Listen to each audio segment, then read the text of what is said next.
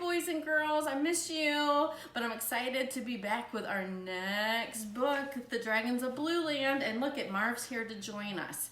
Now, my eyes are really tired today from looking at a computer screen all day, so I have to wear my glasses.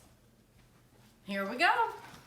The Dragons of Blueland by Ruth Stiles Gannett, of course. Chapter 1.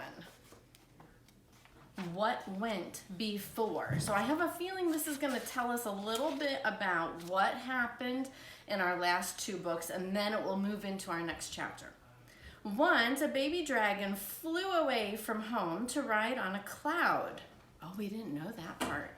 And he fell off onto a place called Wild Island, hurting one wing so badly that he could not fly back to his cloud.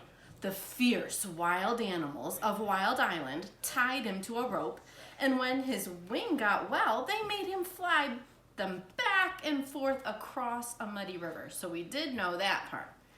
An old alley cat exploring the island saw the miserable dragon. They became good friends, and she promised to help him escape. When she went home, she told Elmer Elevator, a brave boy of 9, all about the dragon. He set off to rescue, and he tricked the wild animals, cutting the dragon's rope just as the animals were about to catch him too. He jumped onto the dragon and off they flew. So we knew that part, right? Then Elmer remembered that he'd better start back home to Nevergreen City. The dragon offered to fly him, but a terrible storm forced them down over the ocean. Just by luck, Marv is making this a little difficult. Just by luck, they landed on a sandbar near an island, and when they waded ashore, they found that only canaries lived there. Elmer met an old canary friend who introduced them to the Canary King, King Can the 11th. Remember that? The king asked if they would dig up an old treasure chest, explaining that he was suffering from the dreadful disease of curiosity. And he could not get well until he had seen the treasure. Elmer and the dragon finally found the treasure. Everybody joined in a wonderful celebration, and afterwards Elmer and the dragon flew off to Nevergreen City. The dragon left his good friend on a wharf and started back to his own home in Blueland. So now we're about to start chapter 1, the hiding place. But let me show you our map. It looks like we've got the map of Blueland. We have an awful desert. We have a spiky mountain range and Popsicornia. Oh, and there, way down there is Nevergreen City. Let's find out what happens. Over the harbor, past the lighthouse, away from Nevergreen City, flew the happy baby dragon. I'm on my way home to the great high mountains of Blueland, he shouted to the evening skies. At last, I'm off to find my 6 sisters and 7 brothers and my dear, gigantic mother and father. He sped northward over the coast of Popsicornia. He did, Marv. He flew all night through the dark, scudding clouds toward awful desert, which surrounded the mountains of Blueland. I must be careful, he thought to himself, that nobody sees me on my way. But I'll have to stop and rest somewhere. But where can I hide? I've grown as big as a buffalo, and my blue and yellow stripes and gold-colored wings will certainly attract attention.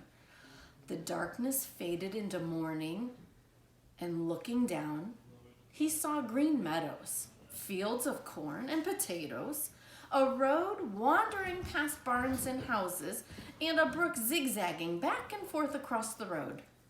Well, perhaps I can find a bridge to hide under, thought the dragon, but I'll have to hurry. Soon the farmers will be up. He swooped and coasted down to a place where the road crossed the brook. Gently he landed and pattered down the bank to hide underneath the bridge. But there wasn't any bridge. The road had been built right over the brook, and the water flowed under the road through a culvert, which is a long tunnel. And the culvert was too small for the dragon to fit in. I'll try another crossing, he said to himself. So he scrambled up the bank and he galloped down the road as fast as he could to the next crossing. But here too, a very small culvert carried the water under the road. Oh dear, he muttered as he galloped on farther between a yellow farmhouse and a big yellow barn. Just as he was passing, he heard a rooster scream and a window slam shut. Where shall I hide? Where shall he hide? And then he came to the third crossing. He tumbled down the bank and found another culvert. But this one was a big culvert, big enough for a baby dragon to hide in. So he crawled inside and he waded through the shallow water that cooled his hot, sandy feet. What if someone in the farmhouse saw me? He kept thinking as he stretched just far enough to nibble the tasty skunk cabbages and marsh marigolds growing outside the culvert. And then as he ate and cooled off, he felt tired and happy and almost safe. And he dozed off to sleep in the culvert. Does that remind you guys of something? Like when he fell asleep last time? Oh boy.